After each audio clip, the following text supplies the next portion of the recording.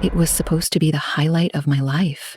When I got the call to work as a flight attendant on Diddy's private jet, by the time we touched down, I was no longer the same person, and I promised myself one thing: I'd never set foot on that jet again.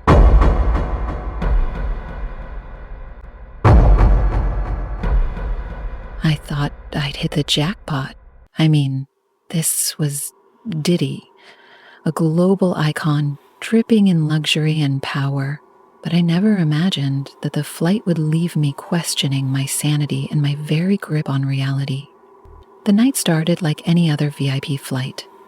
The plane was prepped with everything you'd expect: rare champagne, imported snacks, and the kind of designer decor that screams wealth.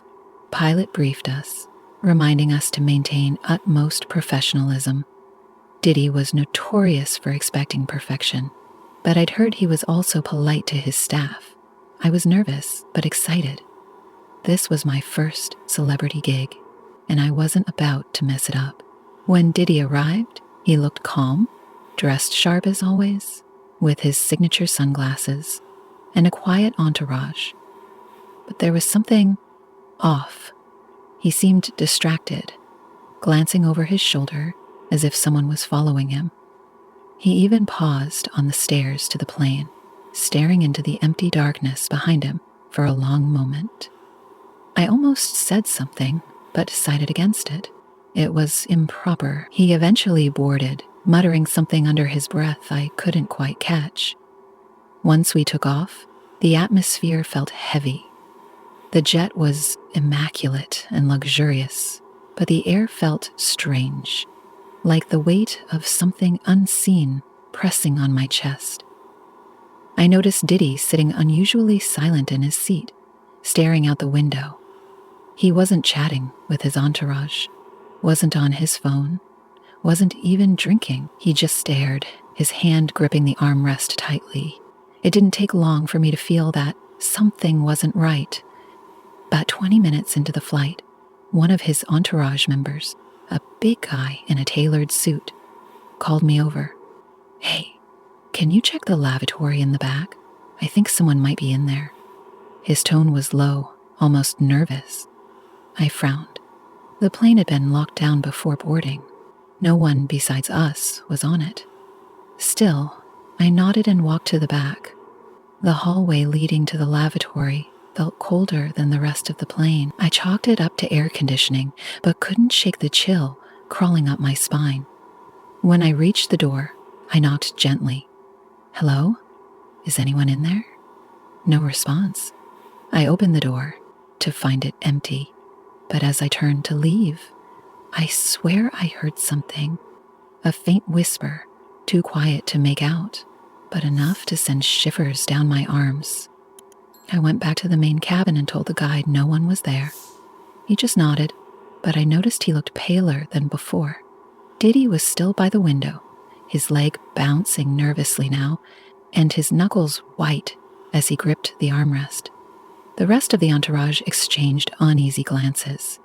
It was clear that whatever was happening, they all felt it too.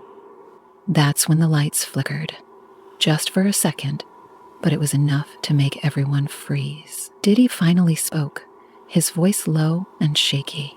"It's happening again," he said, barely above a whisper. His entourage immediately looked at each other, panic flashing in their eyes.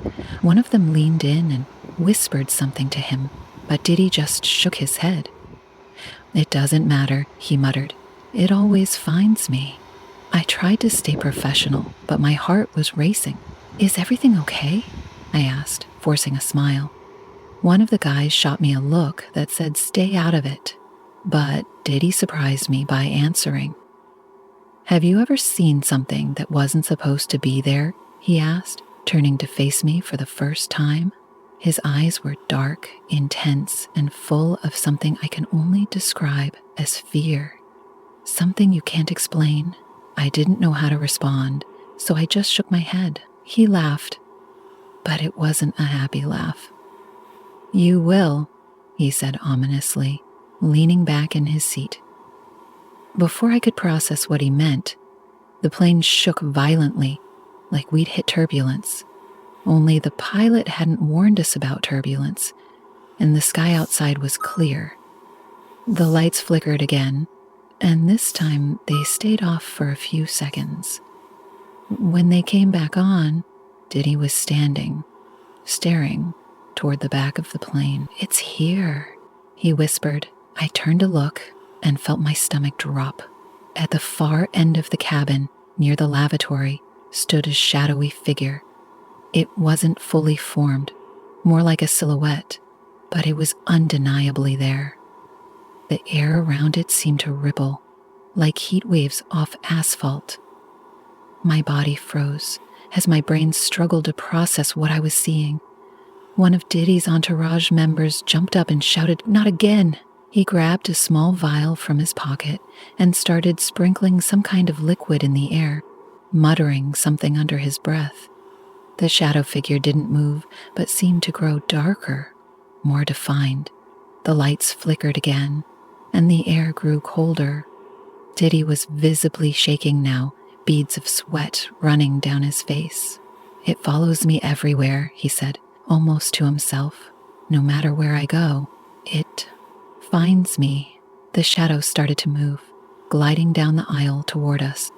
The guy with the vial stepped in front of Diddy, shouting something in a language I didn't understand. The shadow stopped, but the air grew so cold I could see my breath.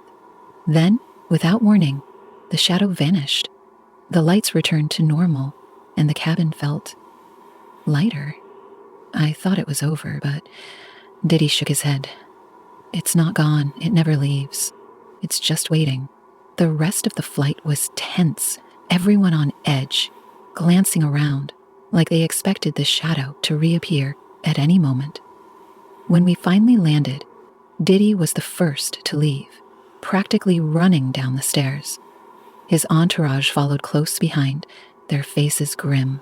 I stayed on the plane to help clean up, but as I walked toward the back, I froze. There, on the floor near the lavatory, was a single black feather. It wasn't like any feather I'd ever seen. It shimmered, almost like it was made of shadows. I didn't touch it. I just backed away and got off the plane as fast as I could. I never flew with Diddy again. I don't know what followed him, and I don't want to know. But every now and then, I dream about that shadowy figure, gliding down the aisle, and I wake up in a cold sweat. Whatever it is, it's still out there, and I hope to God it never finds me again.